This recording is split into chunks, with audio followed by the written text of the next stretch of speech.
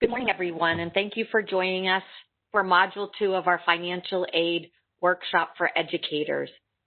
I'm really happy that you're able to join us again today. If you were here with us yesterday, welcome back. If you were not a part of yesterday's Module 1, I'd like to welcome you. I know that I said this yesterday. This is definitely not the same as interacting with all of you in person. I really miss seeing all of you, and I can't wait till I'm able to meet with you and talk with you. Get ready. I'll be probably talking your ear off, but hopefully next year we'll be able to do this workshop in person.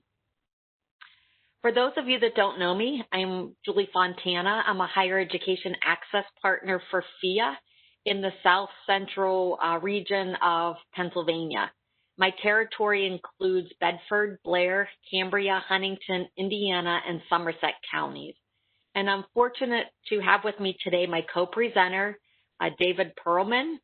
David is the Director of Financial Aid at Penn State Altoona, and he's been co-presenting these workshops for many, many years. So, David, if you want to say hello to everyone. Well, it's great to be back with those of you that were here yesterday. And for those just joining today, welcome. I've been in financial aid now 33 years.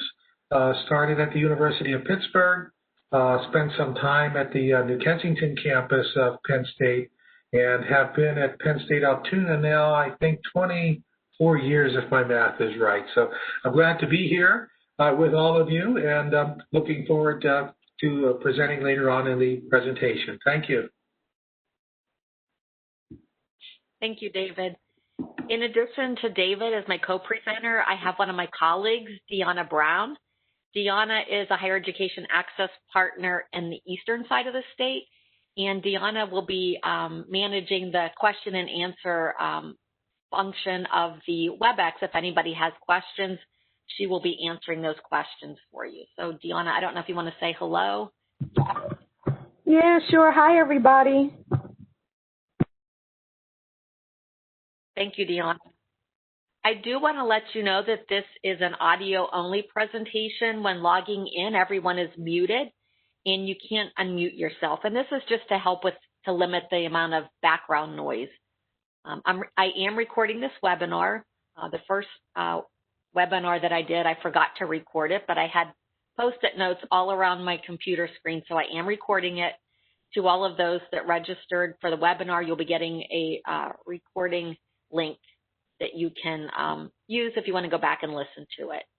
In order to make this presentation a little bit more engaging, since we're not face-to-face, I'm going to be asking some questions throughout the presentation, and also when we get to some counseling scenarios, you'll be able to provide some feedback, some answers for those particular scenarios.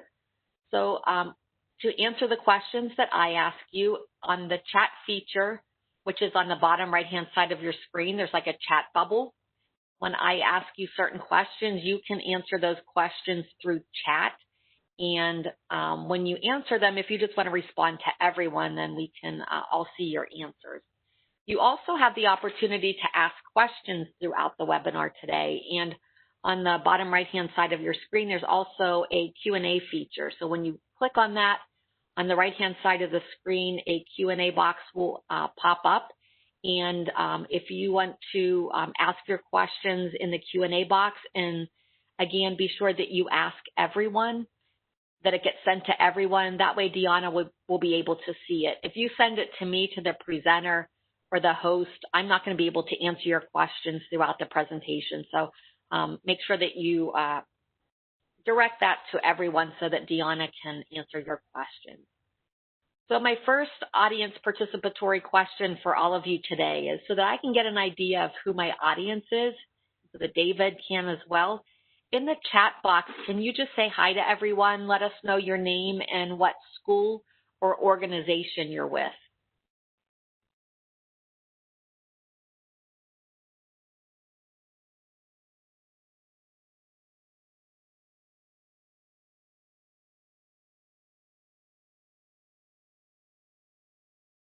Hi, Shelley. There's Shelley from Marion Center. Thanks again for joining us. I know you were here yesterday.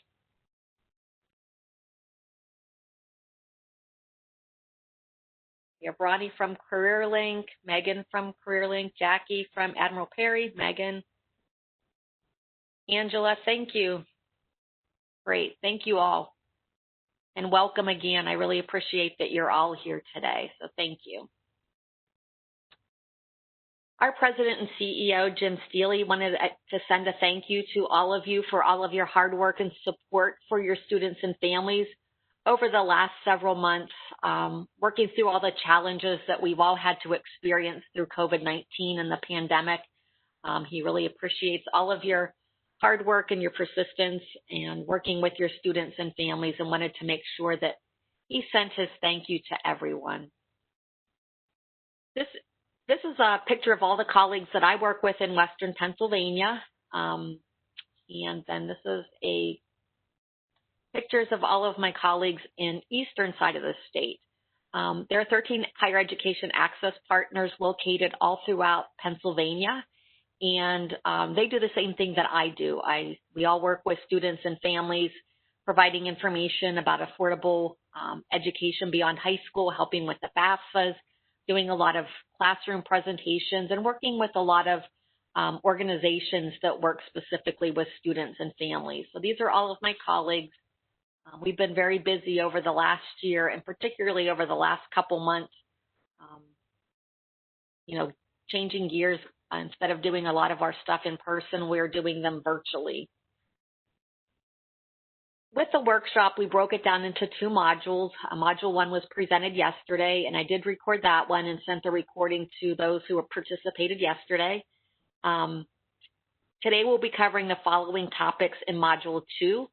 An overview of the Module 1 highlights, the Pennsylvania State Grant Special Programs, financial need and packaging, financial literacy, PHEAA programs and services, and then the question and answer. If you were not in attendance with us yesterday for Module 1, there's just a couple of highlights that I just wanted to go over, and a couple of reminders. Probably the most important one is that students must complete the free application for federal student aid, or the FAFSA, to apply for state, federal, institutional need-based financial aid programs. In addition to students completing the FAFSA, the students must also complete the Pennsylvania State Grant form to apply for the Pennsylvania State Grant. And it's hard to believe that it's the end of September, and tomorrow, October 1st, is whenever the FAFSA is going to be available for the 2021-22 academic year. I always have a hard time saying that. So tomorrow's the big day whenever the FAFSA is going to be available for students and families who are seniors, that they can actually begin to complete that application. And students and parents will be using their 2019 income information on this FAFSA. The different financial aid programs that the student is applying for using the FAFSA could be the federal grants, the Pennsylvania State Grant, Federal Supplemental Educational Opportunity Grant, Federal Pell Grant, the Federal Work Study Program, and then that application is also needed for students who are applying for the federal student loans, as well as parents who might be applying for the federal parent loan as well. When the student submits the FAFSA, there's an expected family contribution that's calculated to determine the family's financial strength. And that expected family contribution is shared with the schools that the student lists on the FAFSA, and then they use that information to award the student financial aid and to send out their financial aid notifications. And David's going to be talking about that specifically later today. One of the biggest changes with the federal student aid this year is the studentaid.gov website. Federal student aid has consolidated all of the different websites that students and families had to go to find out different information about different programs, to file the FAFSA, to file an application for their loan. So that's all been consolidated into the studentaid.gov website, so students can create their FSA ID. There they can complete the FAFSA, they can complete their loan application if they're applying for a student loan. There's also a database that allows students to keep track of the amounts of loans that they borrow while they're in school. So again, that's all been consolidated into one website to make it easier for students. And one thing I did not mention yesterday is that federal student aid is eliminating the FAFSA forecaster. And this was a tool that students and families could use, particularly underclass students and families could use this to, it's almost like a mock-up of the FAFSA where they could answer questions that were asked on the FAFSA, and it would provide the students and families with an estimated expected family contribution as well as information about different financial aid programs they could be eligible for. So this is being eliminated as of the end of this month, which is today. And there are other tools and resources that students and families can use on the studentaid.gov website, as well as the net price calculator on different schools' websites. And we'll talk about the net price calculator a little bit later. When you were sent the email invitation for the workshop, there were instructions on how you could order the financial aid resource manual. If you didn't order one and you still want one, you can just send me an email and I can order that for you and have it sent to you. In the resource manual, I know many of you use that throughout the year as students have questions or different issues come up. I know it's a great resource for everyone. We hear that from all of those that we work with every year, what a great resource this is. So one of the things we like to do, we did this last year at the beginning of the resource manual, we provided a specific section at the very beginning about any updates that were made or any changes with the upcoming academic year, so that those who are seasoned, I don't want to say that that you're old or that you've been in here for a long time, but those of you that have attended many of these workshops and only want the highlights, you can use this section and just see what the updates are. So we're going to go ahead and start with the state programs. These are programs that PHEAA administers. The first program is the Pennsylvania State Grant Program, and this is the largest program that PHEAA administers. The Pennsylvania State Grant is awarded to students who are enrolled in a program that's at least 2 academic years in length at a PHEAA-approved school. The award is based on financial need, and it's also based on the cost of the school that the student will be attending. For this current academic year, for students who are enrolled in the 2021 academic year, our maximum state grant is $4,525, and that maximum award would be awarded to students who have high financial need and who are also attending the higher-priced institutions in Pennsylvania.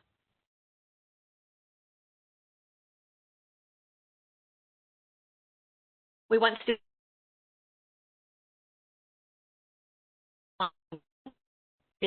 deadline for students who are in 2-year programs, 4-year programs, and then also for students who are renewable applicants. The August 1, 2021 deadline would be for students who are enrolling in hospital schools of nursing, community colleges, business, trade, or technical schools, 2-year programs at schools that are non-transferable, and then what we call what are designated as open admissions colleges. And a listing of those open admissions colleges are on our website as well as in the resource manual. We would like students to file their application, their FAFSA, as early as possible because there are many programs where there's limited funding. And so the earlier that they file the FAFSA, the better chances they have of receiving that financial aid. In order to receive a Pennsylvania state grant, a student must demonstrate financial need and meet all eligibility requirements. And these requirements haven't changed. They have to be a Pennsylvania domicile, a graduate of a high school, be making academic progress, completing so many credits each year to continue to receive their Pennsylvania state grant, be enrolled as an undergraduate student, be enrolled in an eligible program of study, be satisfactory character, not be in any loan default. And then in addition, there's a maximum number of grants that students can receive depending upon their program of study. If it's a 2-year program, they can receive 2 years worth of state grants. If it's a 4-year program, they can receive 4 years worth of state grants. The dependency questions that are asked on the FAFSA are used for all forms of federal financial aid. However, PHEAA does not automatically accept the federal definition of independence in determining students' eligibility for the Pennsylvania State Grant. Students who indicate that they are homeless, that they are in legal guardianship, that they're an emancipated minor, PHEAA is going to send them a letter that they need to complete and provide additional documentation to PHEAA so that we can actually verify that that information is correct, because sometimes students don't understand that question on the FAFSA and they might answer it incorrectly. So we're just sending additional documentation to them to complete and then send back to us. PHEAA award amounts are based again on financial need and also on the cost of the school that the student is attending. So in this particular example, you can see that as the cost of the school increases, the student's Pennsylvania State Grant will increase as well. So the first tier, the 0 to 12,000, those are usually the community colleges. The next tier would be the state schools, state-owned schools like IUP, Slippery Rock, Bloomsburg. The next tier, the third tier, would be the state-related schools like Pitt, Penn State, and Temple. And then the last tier would be our private schools. And you can see again, as the costs increase, so does the state grant award. The minimum award at all of these different tier schools is $500. The funding for the Pennsylvania State Grant comes from taxpayer dollars, and PHEAA would like students, if they're awarded a Pennsylvania State Grant, to attend a school in Pennsylvania.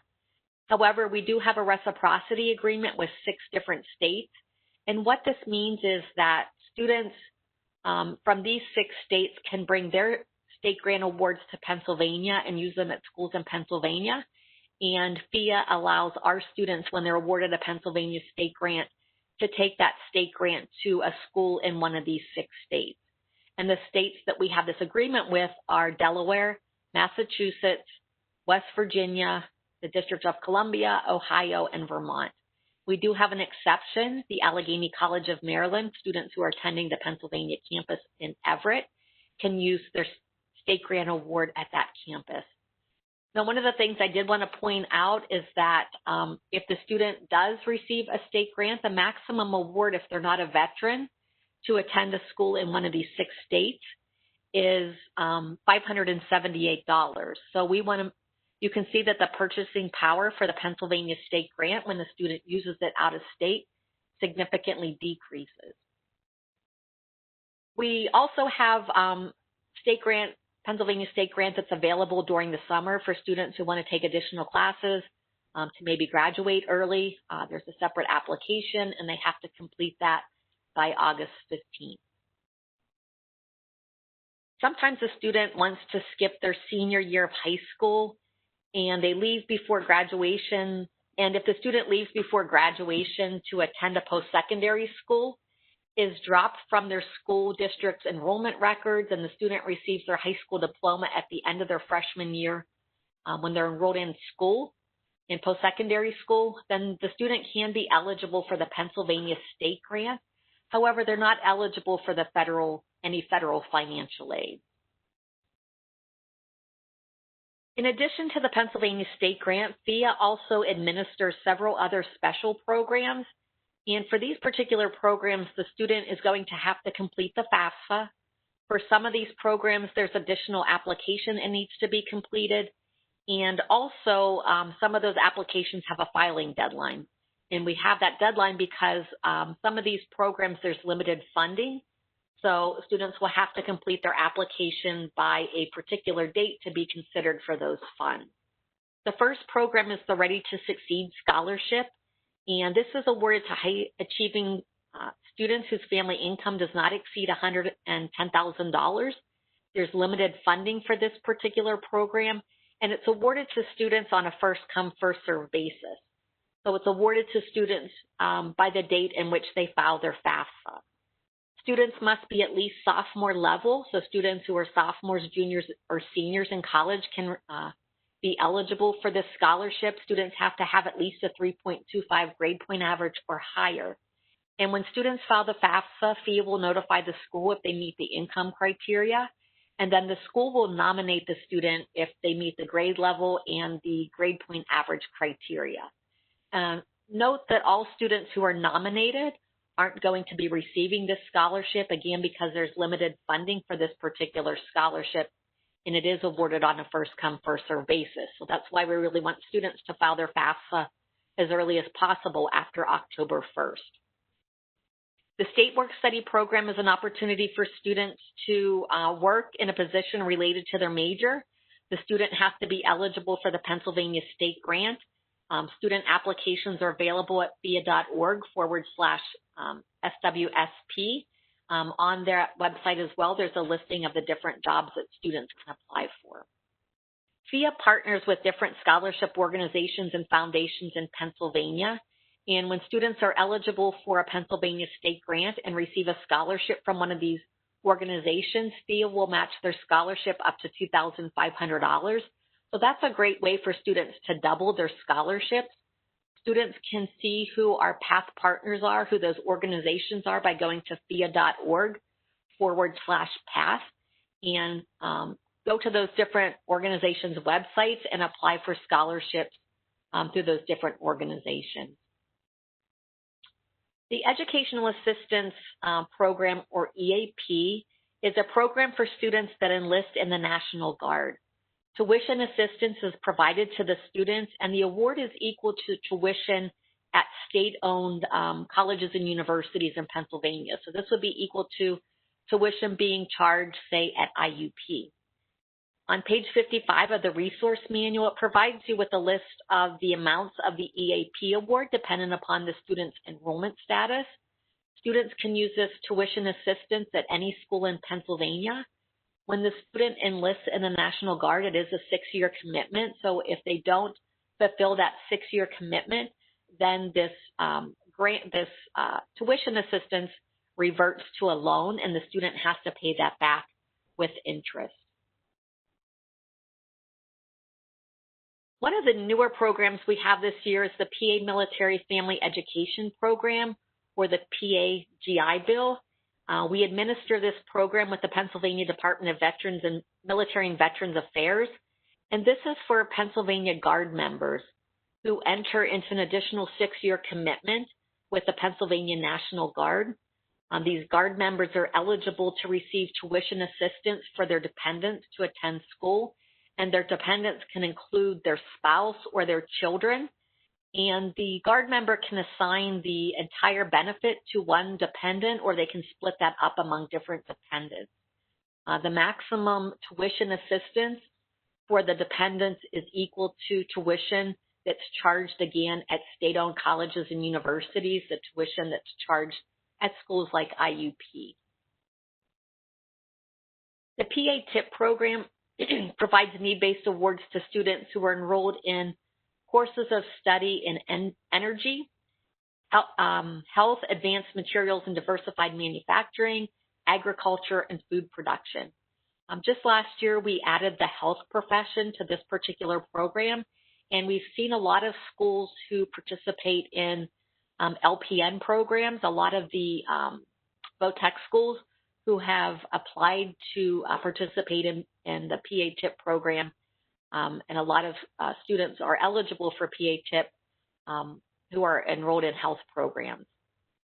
The maximum PA TIP award is $4,123, or 75% of the student's educational costs once they're free money, and if they're receiving any employer assistance, is deducted from their charges.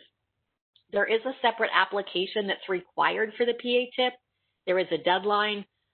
With this particular program, since we added the health professions, the money for this particular program seems to go pretty fast, so we want students to be applying for this early. The Chafee program, this is a federally funded program, and it provides grant assistance to Pennsylvania's undergraduate students who are aging out of foster care and are attending an approved post-secondary institution. The student must complete the FAFSA, and there is a separate Chafee application for the student to complete. For this current year, the 2021 year, the maximum award for the Chafee grant is $5,000. And again, you can find these separate applications right on our PHEAA.org website for the students to complete. Our new program this year is the Fostering Independence Through Education Waiver, or we call it the Foster Ed program. And this program is for youth who are or were in foster care at the age of 16 or older. And this program provides a waiver for tuition and mandatory fees that are charged by post-secondary institutions. This waiver only applies to the charges that remain after all other gift aid, grants, and scholarships have been applied to the student's tuition and fee charges. If the student is living on campus and has room and board charges, these charges aren't covered under the Foster Ed Waiver program. However, there are some schools who are making exceptions and will help students who are living on campus through different financial aid awards to help cover their room and board. Students must complete the FAFSA. The students also must complete the Chafee application and be eligible for the Chafee program. But they don't have to be receiving a Chafee award to be eligible for foster ed. They just have to be eligible for Chafee. This particular tuition waiver can be applied up to 5 years or 10 semesters, and it doesn't have to be consistent. So if the student drops out of school, they have 5 years to be eligible for the tuition waiver. Or they can receive it up until the age of 26. There's a designated point of contact, staff member at each school to support and assist eligible students throughout their college careers. This point of contact will provide assistance with completing admissions and financial aid applications, obtaining verification of eligibility if the student's selected for verification, or if they have to provide any kind of documentation to the financial aid office. This point of contact will help them in gathering up that information.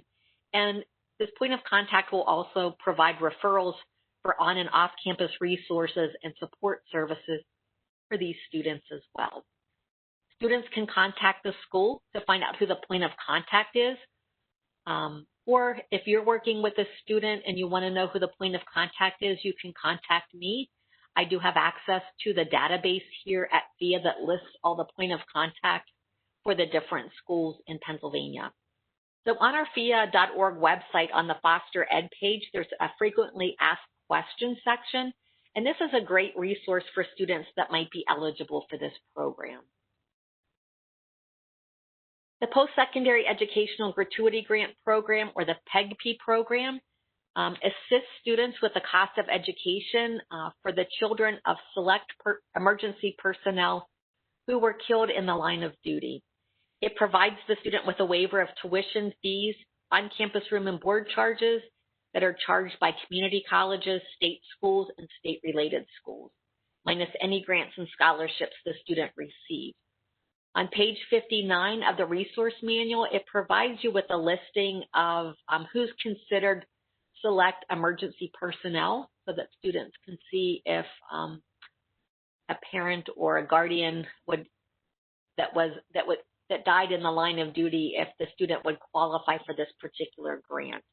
The student does have to complete the FAFSA, the state grant form, and also there's a separate application on our website. For students who are visually or hearing impaired, we have a grant, a blind or deaf grant. This is for students who are enrolled at least half-time. Again, the student has to complete the FAFSA and the separate application for this particular grant. In addition, there's other resources that are available through the Office of Vocational Rehabilitation that provides services for students with pre-existing physical or mental disabilities, and you can see some of those different disabilities that are listed there.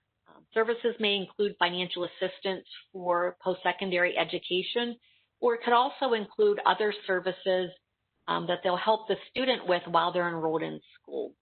So the student has to contact the Office of Vocational Rehabilitation. There's paperwork that needs to be completed, as well as different testing, and students must also complete the FAFSA. I have one scenario just to go over before we move on to the next section. With this particular scenario, is federal and state financial aid available for students who are enrolled in dual enrollment classes? So in the chat feature, if you can just indicate yes or no, whether federal or state financial aid is available to students enrolled in dual enrollment classes.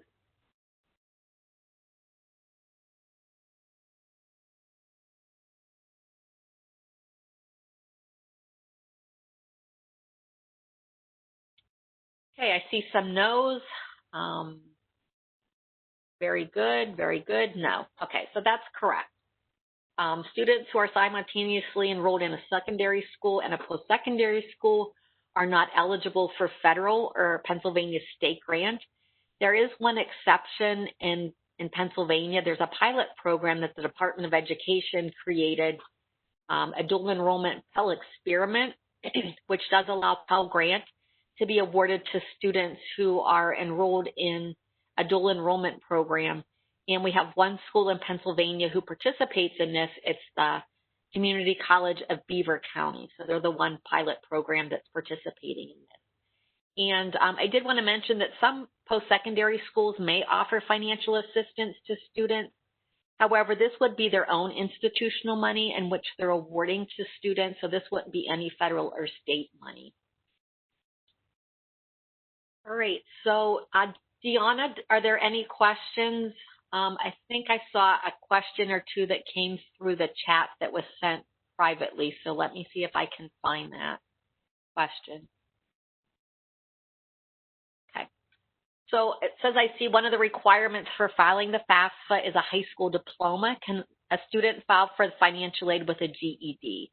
Yes, the student can apply for financial aid and be eligible for financial aid if they have a GED.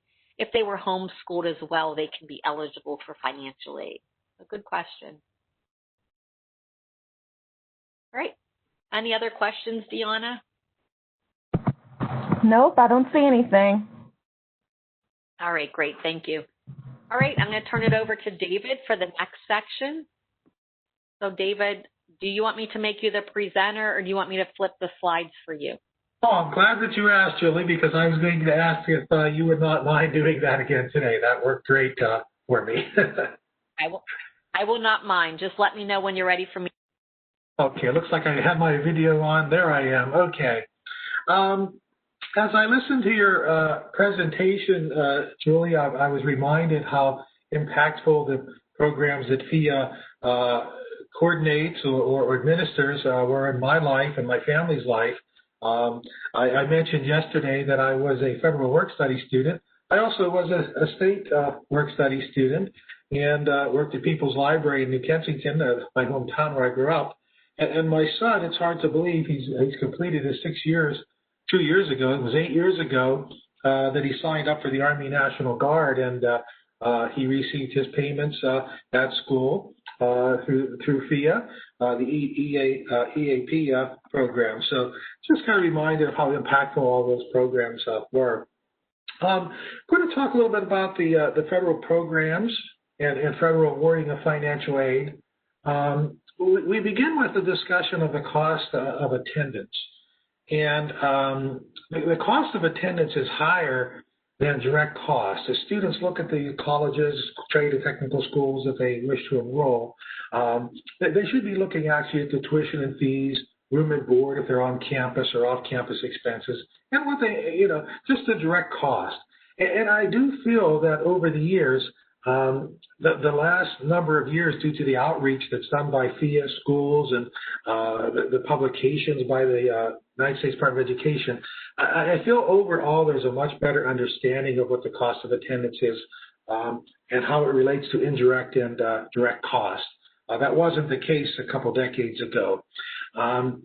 The cost of attendance is set by the school, the post-secondary education institution, and we do use federal guidelines when we do that.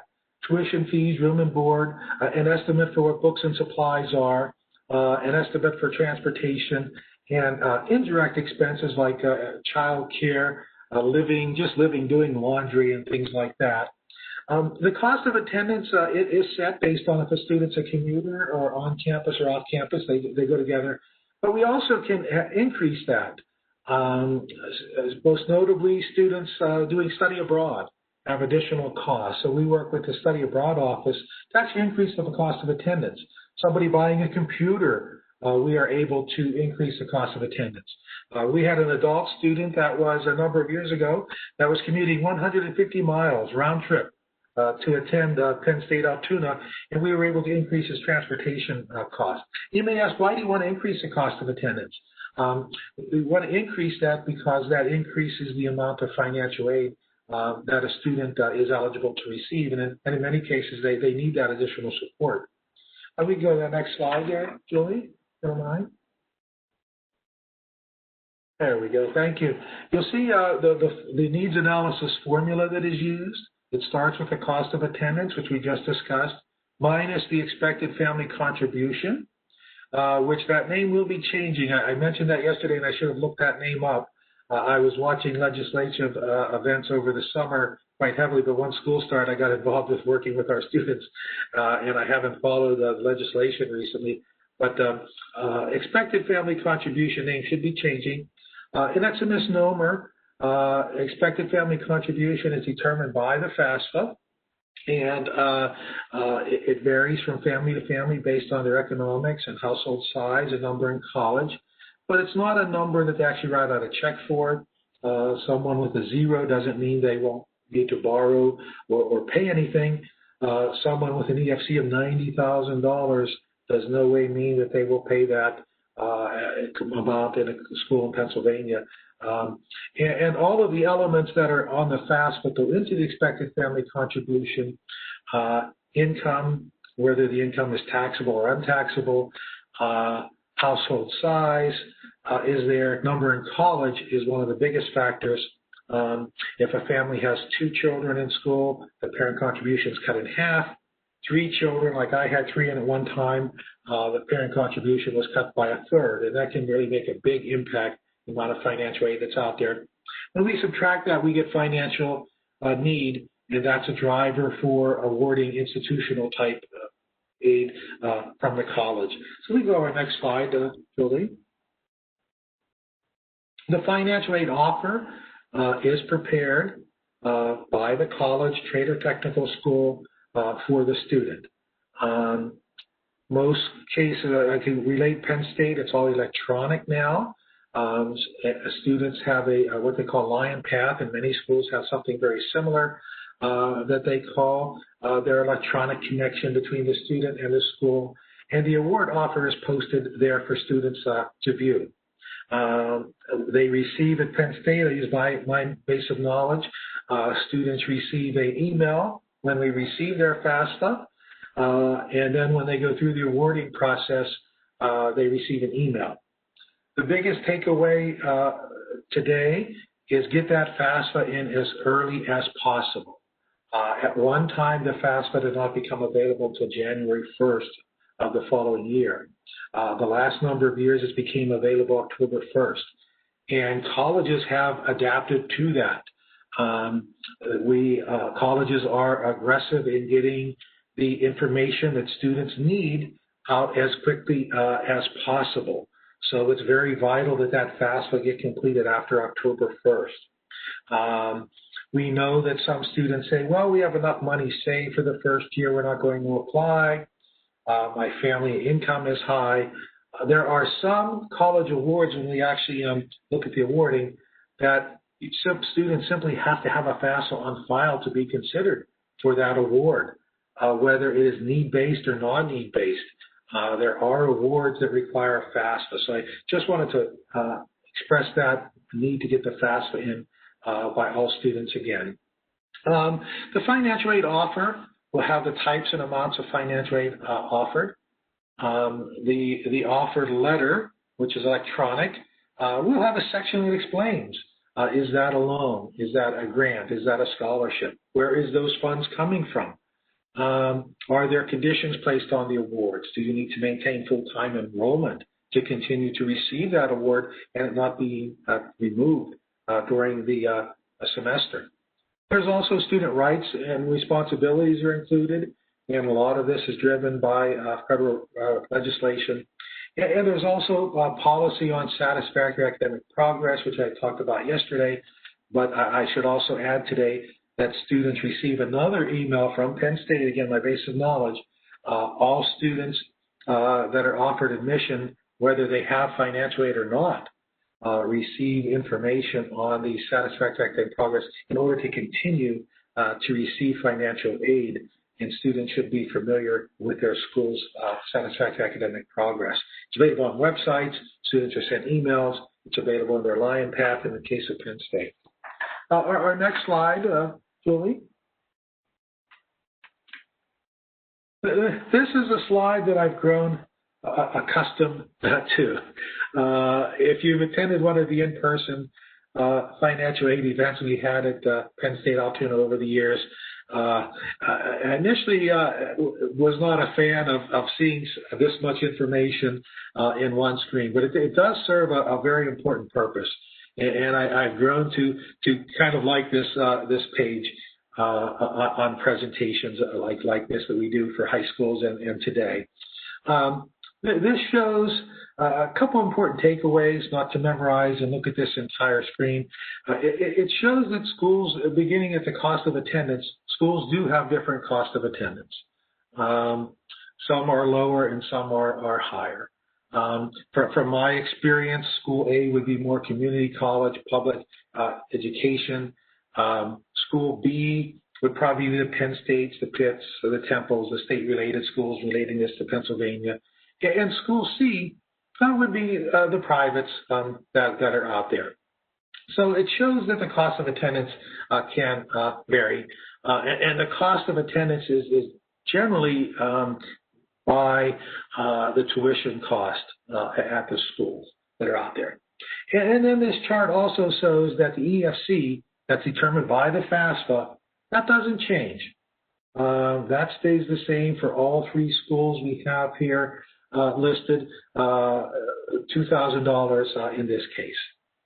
And then it gives an example of a financial aid package that may be received at different schools. You'll see the Pell Grant is based on the EFC.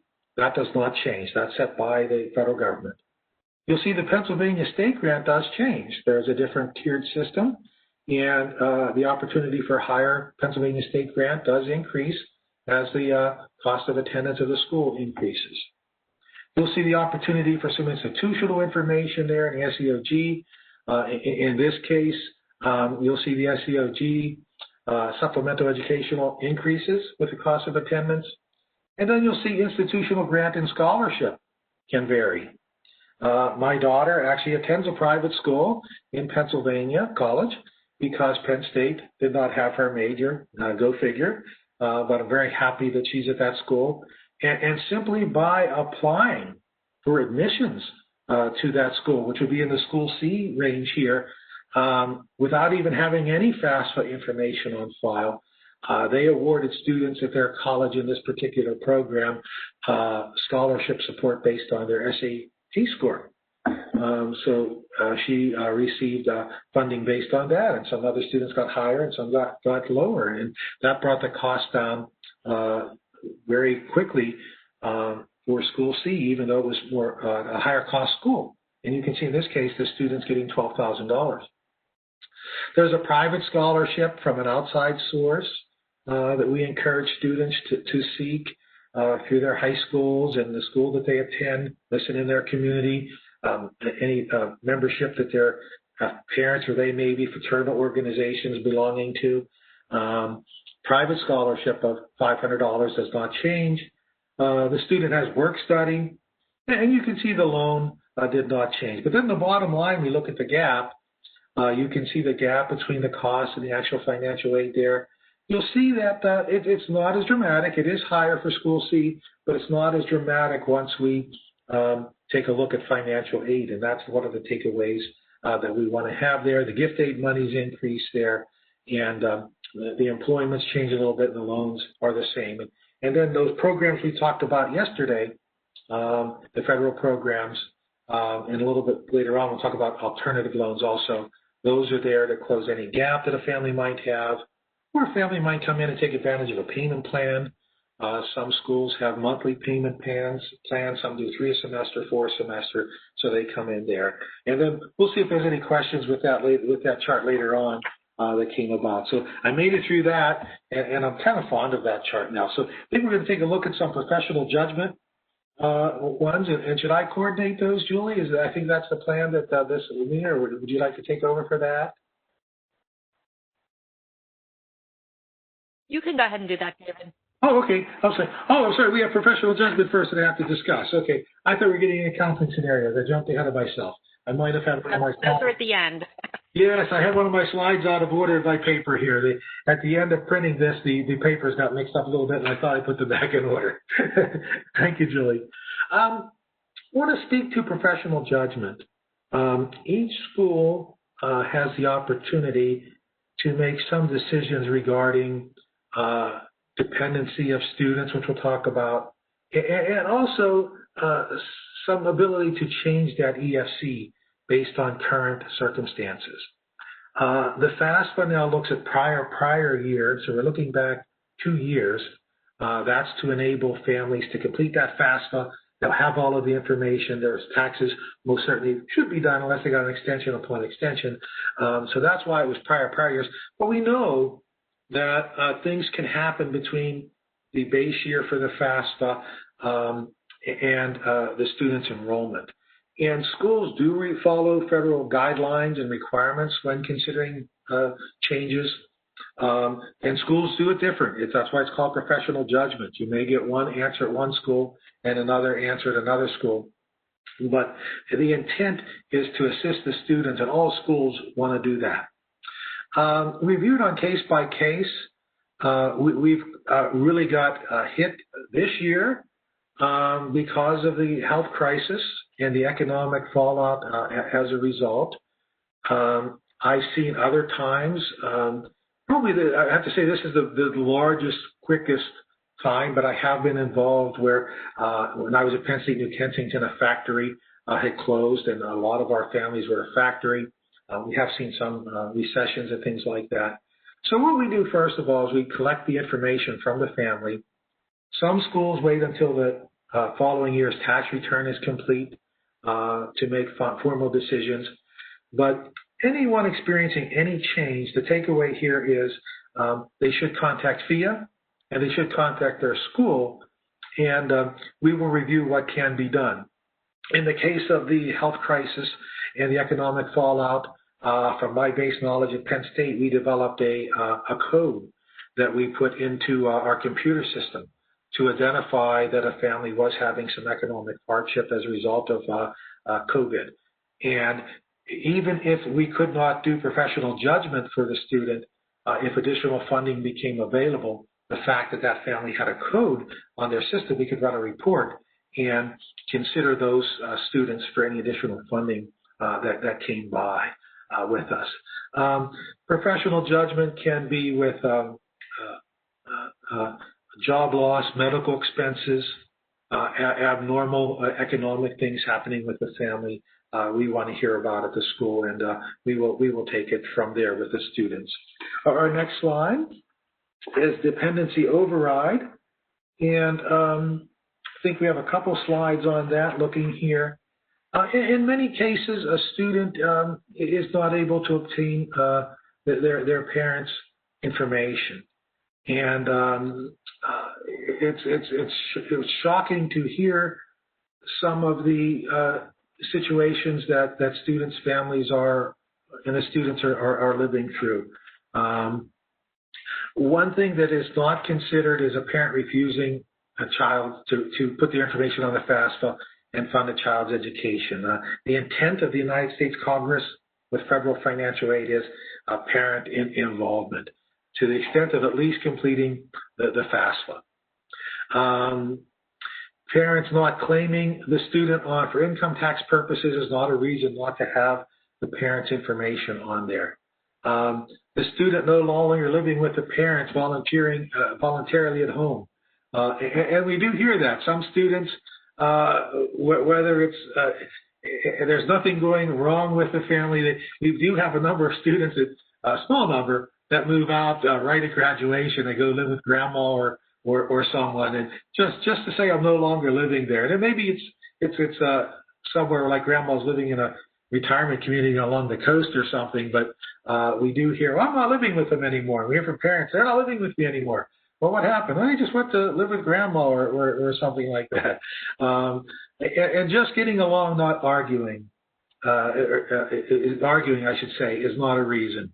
And unfortunately, financial aid administrators get in the middle of that when it's a heated conversation. From my experience, there may be an argument the night before, student comes in the office, parent calls later, they're not talking, they're refusing, they're not getting along, and unfortunately in most of those cases, from my experience again, within a couple of days, they go, oh, never mind, we talked and we resolved it. So unfortunately for the role that I serve and many others, we get right in the heat of a conversation. In some cases, the student's on a cell phone running down the hall and the parent's on a speaker and the argument spills over into our office. We have to say, turn that off on speaker, let's go in the office, get some privacy here. So, but there are many, many legitimate reasons for dependency override for families that we have. And again, I won't go into any specifics, but many are very shocking. And if a student is questioning that at all, the takeaway here is we want to hear from the student so we can discuss what's happening and see if we can be of help. We do have a good number of students that have been approved to be independent students, not having their parent information because of a situation that they're facing at home. And I should also add that if something is shared that there's a potential for child abuse, that is reported to the child line and the proper authorities that are out there. In many cases, child abuse, if it's just a student, we hear that's historical abuse, we report it.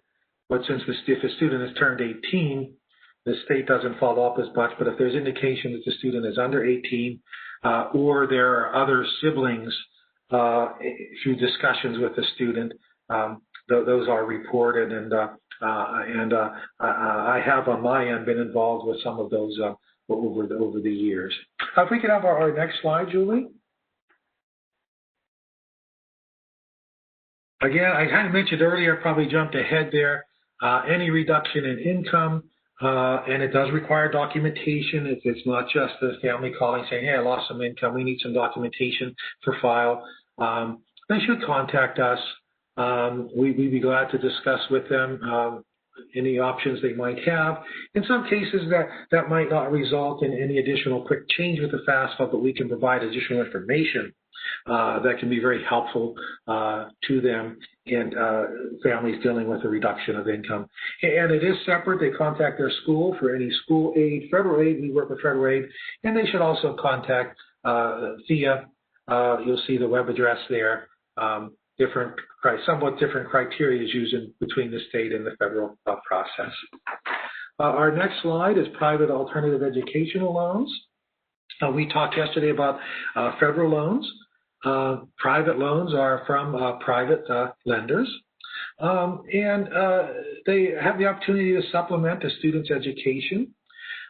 These days, most of the time, not always, but most of the time, a cosigner is needed for these types of loans. The credit requirement is a little more involved than the federal plus loan, for example.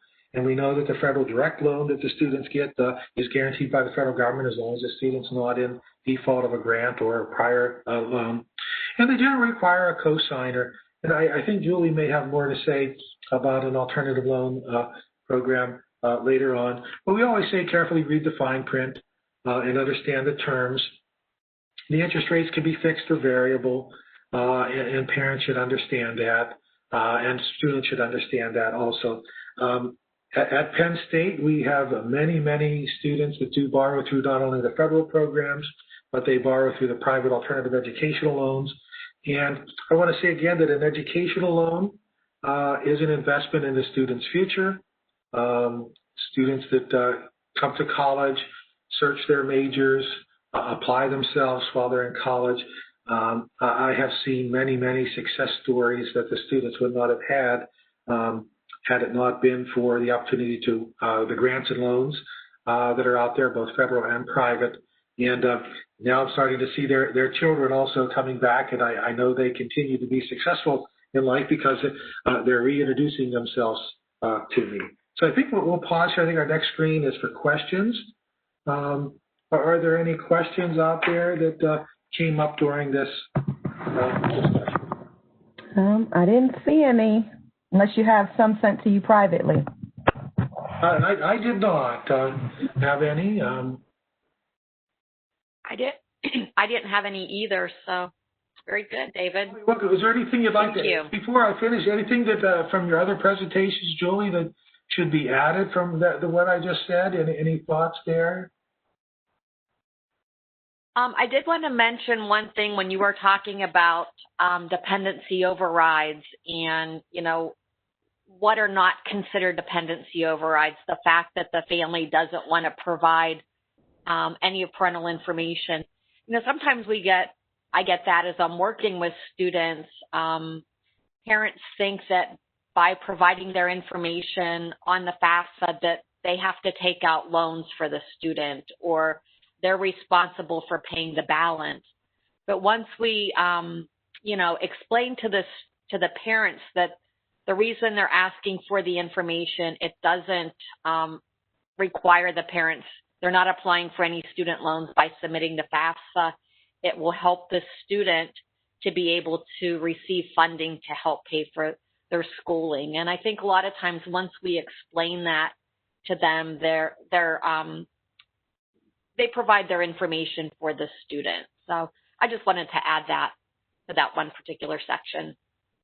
Oh, I'm so glad that you did. That is true. That's a vital part. Thank you for that, Julie. We see that also at Penn State Altoona. In many cases, the student ends up with enough grants if they're a commuter student with some scholarships and grants. So thank you for that point. I appreciate that. Sure. All right. I think the next we have some counseling scenarios. I think I picked maybe 3 out of this particular section. So again, this is where you need to participate. I'm going to read the question and then ask you to put the answer in the chat section. So the first question, the parent passed away. Should the student list their stepfather on the FAFSA and use his financial information? So in this particular situation, the student was living with her biological mother and stepfather, and the mother passed away last spring. So the student's getting ready to file her FAFSA for the upcoming year. Whose information should the student put on the FAFSA?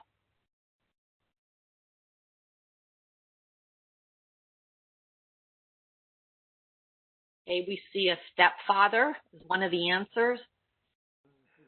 Stepfather, I'm not sure. Stepfather, I like that one. All right, so this is a tricky question. So the answer to this particular question is the student would not be providing the stepfather's information unless the stepfather legally had adopted the student. And she would not use the stepfather's information even if the student is still living with her stepfather. So what the school would ask the student for the biological father's information if the biological father is still alive, and if the student doesn't have any contact with the biological father, then the student can contact the school, explain her situation to the school, and the school may decide to, based on the student's documentation and her situation, to declare the student an independent student, and she would just have to provide her own information. But they're always going to be asking or trying to get the biological parent information on the FAFSA. So again, unless the stepfather legally adopted the student, then the stepfather would not be providing their information. I know sometimes that's really hard for students and families to understand, and even for us to understand based on the situation of the student. Okay, so here's another question. Is the student whose parents are incarcerated, is the student automatically considered an independent student. So this would be both of the student's parents are incarcerated. When the student completes the FAFSA, would the student automatically be considered independent? You can just type yes or no in the chat feature. See a yes, I see some no's, not automatically, no, okay, very good. So in this particular situation, the student would not automatically be considered independent. On the FAFSA, if you remember in the dependency status questions, there are certain questions that the student completes that would determine whether the student is automatically considered independent. And this isn't one of those questions. So on a case-by-case basis, a school's financial aid administrator may make a dependency override to categorize the student as an independent student in a situation like that. So sometimes in situations like that, if the parents are incarcerated, the student might be living with a grandparent or another relative. And even if they're living with a grandparent or another relative, unless they have legally adopted the student, they will not be providing their information either on the FAFSA. So again, this would be a situation where the student would want to contact the financial aid office at the school to explain their situation. David, if you want to add anything else to any of these, please feel free to jump in. Just to add that every one of these scenarios we have encountered, and they're part of our daily lives, and heart goes out many times to the student in the situation where lose a parent or a parent is incarcerated. By and large, we've had great success in working with the student. The student has been able to enroll, and because of the federal and state programs and institutional help, and we have graduates for all of these scenarios that have faced these situations. Very good, thank you. Okay, our last question would be, for those students identified as transgender, how do they report gender on the FAFSA? So for those students identified as transgender, this is kind of a difficult question for you to answer in the chat section, but how would they report gender on the FAFSA? There is a question on the FAFSA that would ask the student whether they're male or female. So I'll just go ahead and show you the answer. So an applicant's gender is used to determine if they need to register with selective service. So male students between the ages of 18 and 25, a federal requirement in order for them to receive federal financial aid, have to register with selective service. So when students are answering this question, they would answer this question based on the person's assigned sex at birth. So if the student is male, at birth, they would answer that they are male. So again, that's a little hard for you to answer that question in the chat feature, but I just wanted to let you see that particular question because we have had instances where students didn't know how to answer the question. All right. Any other questions about dependency status? You know, as David said, we've run into a lot of these different situations, and I know many of you have as well, because I will get emails or telephone calls from counselors who run into situations with students who have actually experienced some of the scenarios that we have gone over. So again, if you have any questions or you have students who have extenuating circumstances, please be sure to reach out to myself and also to reach out to the financial aid office at the schools the student is applying to. One of the things I did want to mention too, you know, David had mentioned that each school can exercise professional judgment. So if the student is applying to a couple different schools, they need to reach out to those schools specifically for independent status. And one school might say, you know, based on your situation, you're independent and we'll look at you as an independent student. Another school might tell them, you know, I'm sorry, we don't believe you're independent. Not that we don't believe your situation, but based on your circumstances, we're unable to make you independent, and you're going to be required to provide your parents' information. So professional judgment is something that's exercised or can be exercised differently by each institution. So students need to keep that in mind as well, that if they are applying to different schools, they need to reach out to each school to explain their situation. All right, so we're going to go ahead on to the next section, financial literacy. And with financial literacy, the Department of Education has created different websites that are available for students and parents to use as resources to help them better understand college choice and also to understand college costs. So the Department of Ed has created the collegecost.ed.gov website, which has a lot of great resources on here for students and families. The Net Price Calculator Center, the College Scorecard, the College Navigator. These are all great tools that I always talk to students and families about. The Net Price Calculator is a great tool for students and families to help figure out what they may be expected to pay at a particular school based on their own financial situation. And collegecost.ed.gov, you can enter the name of the school to get to their net price calculator. Each school is also required to have a net price calculator on their website. And you can find that either on the admissions office section of the website or the financial aid offices section of the website. And what this tool does, it allows the student to provide information specific to the student and family. Information such as the student's grade point average in high school. Not all net price calculators are going to ask all these questions, but they might be questions that are asked on the net price calculator.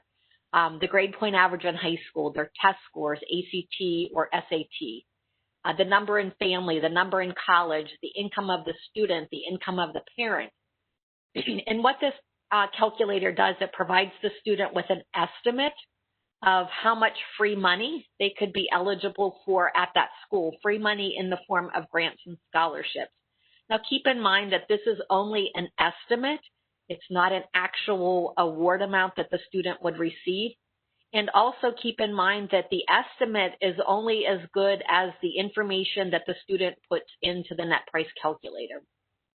So if it does ask the student for their grade point average or their test scores, we want to make sure that students aren't inflating those, because if they do, the estimate they'll receive with the net price calculator might actually be different than what the student might receive if they actually apply and enroll at that particular school.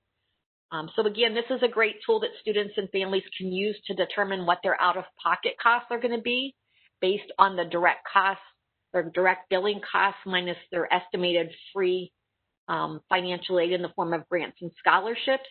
So again, they can determine what their costs are going to be before they actually apply to the different schools.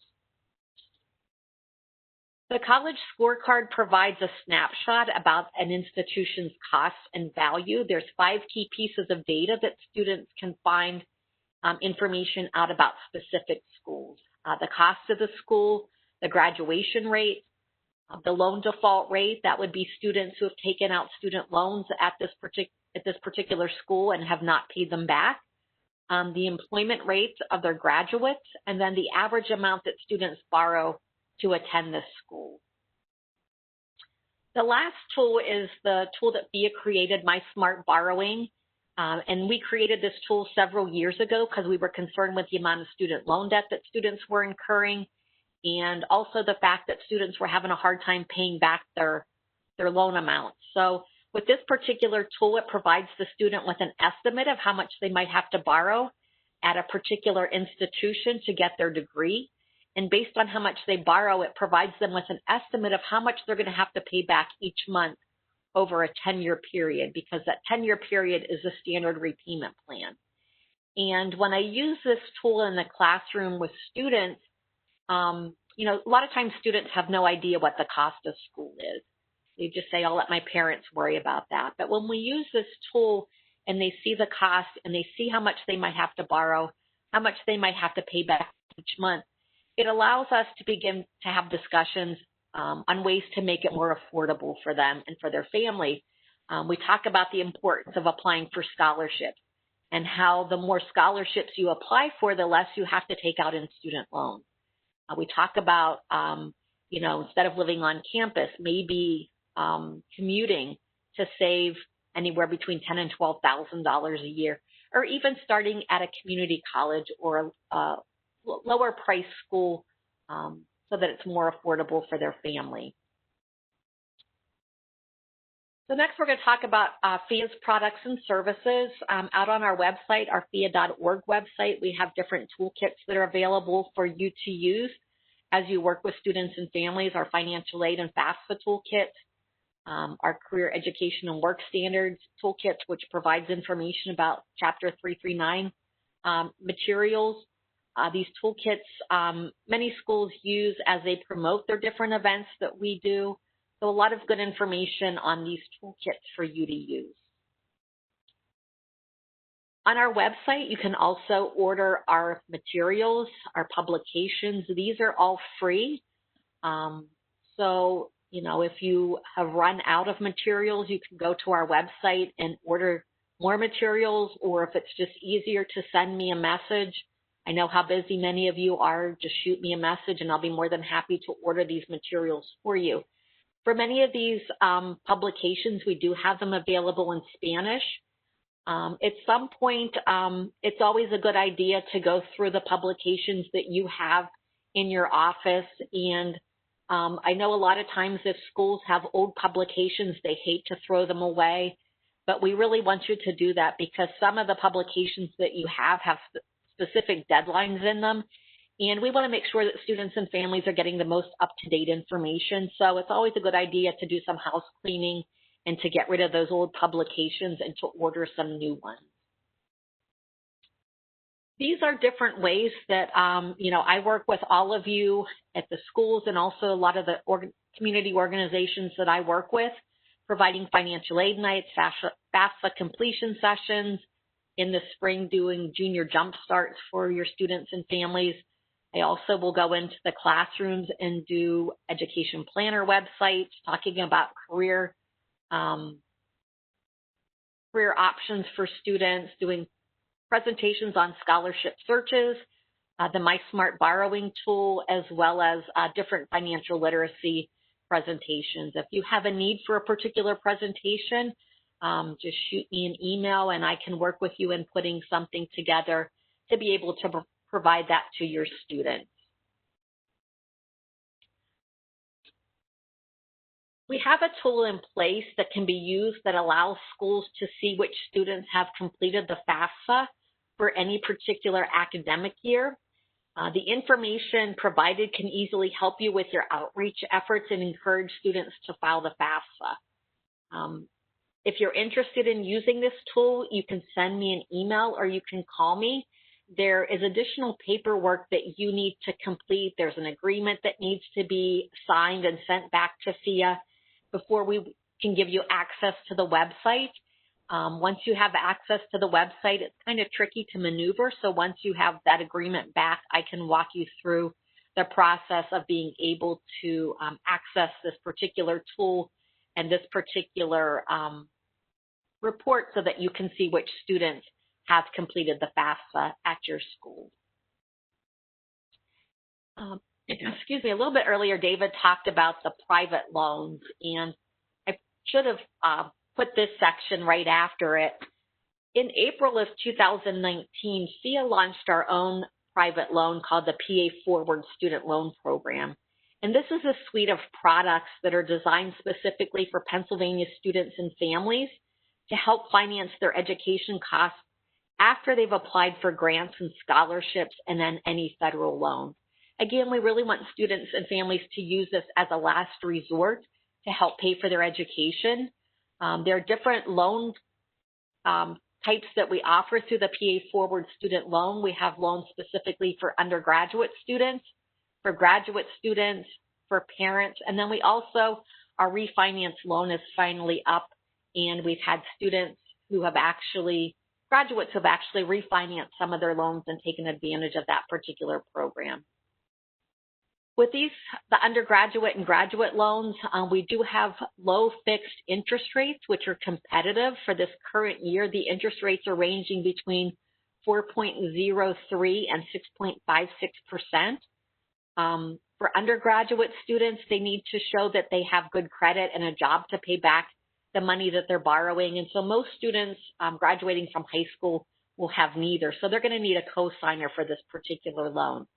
However, we do have a cosigner release option, which would take place after the student has graduated and made so many payments on their loan. Their cosigner can be released, and the loan would be specifically in the student's name.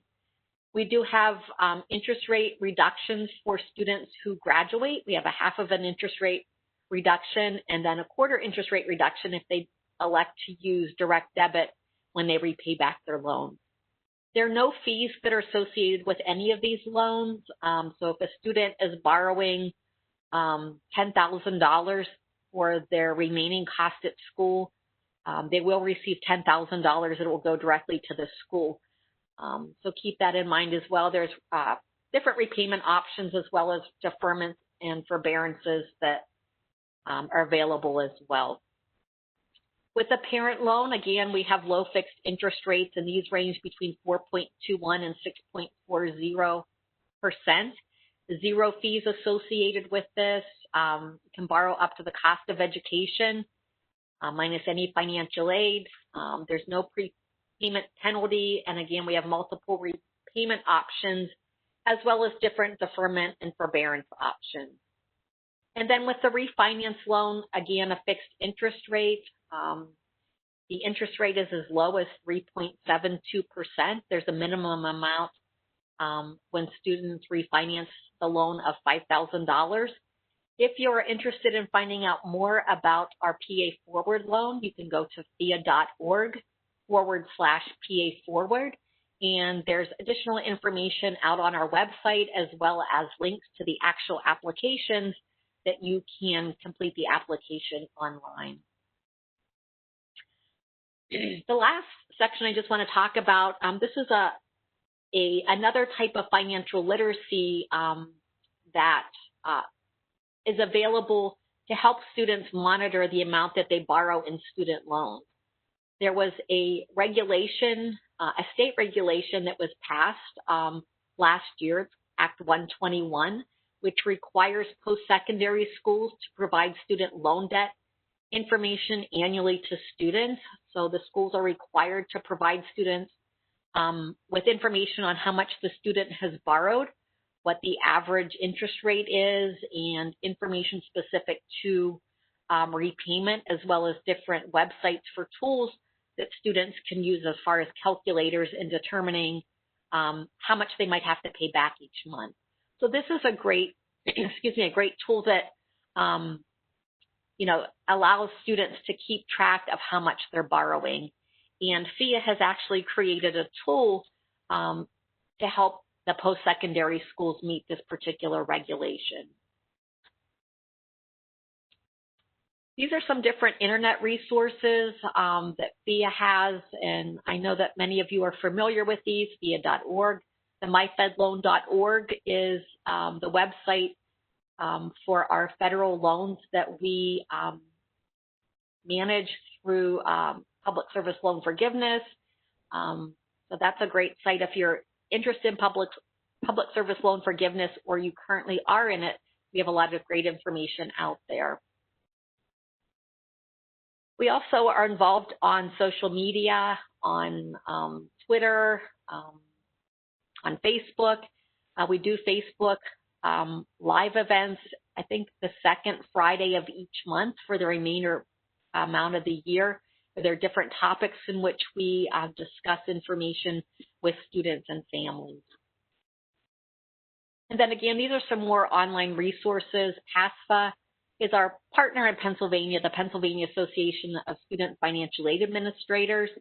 A lot of great information out on their website for students and families, the Department of Education, different scholarship searches, and accompanied youth information. And again, there's more information about these different resources in the the manual that you received on pages 95 and 96.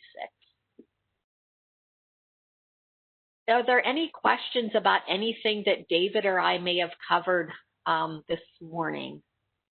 I think we tried to get the questions as they came in, and I know that Deanna would have answered them, but I don't think we really had many questions. So if you have any questions, you can put them in the Q&A or put them in the chat feature, and we'll answer those. But again, I want to thank you for attending. I know how much we all enjoy being in person, just getting that interaction with each other and feeding off of each other. The one time maybe that you see your colleagues once a year. So I am hopeful that we'll be able to do this again next year in person. You'll be receiving an email with a survey, a link to SurveyMonkey. So if you could take the time to answer that again, we really value your input and your feedback, and we use that as we begin to plan our workshops for next year. We begin that after we're done with all these workshops. We get together and talk about, what we can do differently based on different feedback. So we really value what you tell us. I wanted to thank David again for his assistance and his expertise. Again, he's been doing this many years as a partner with PHEAA, and I really appreciate him taking his time out of his schedule. Thank you to Deanna for answering our questions. I'll be sending out the Act 48 letter to those of you that attended today. Many of you use that to turn into your administration and get Act 48 credits. And again, if you did not receive or didn't order the resource manual, you can do that as well, or you can contact me and I will order that for you. David, I don't know if you want to have any parting remarks for everyone. I just grabbed my video there. Having trouble getting my video there. My button for video, so there I am. Well, thank you, Julie, for permitting me to do this. I enjoy this as a person who wrote every year. I likewise wish that we could have been all together and had some side conversations and chat and seeing everyone. And hopefully next year that will be the case. And if any students, you can also rely on us as a community partner. Give us a call. Our phone numbers come to our website. Our staff's available to answer some questions that can benefit you and your students also. So please use us as a resource. Thank you. Great. Thank you. Thank you very much. And thank you again, everyone, for attending. And I hope you have a great day.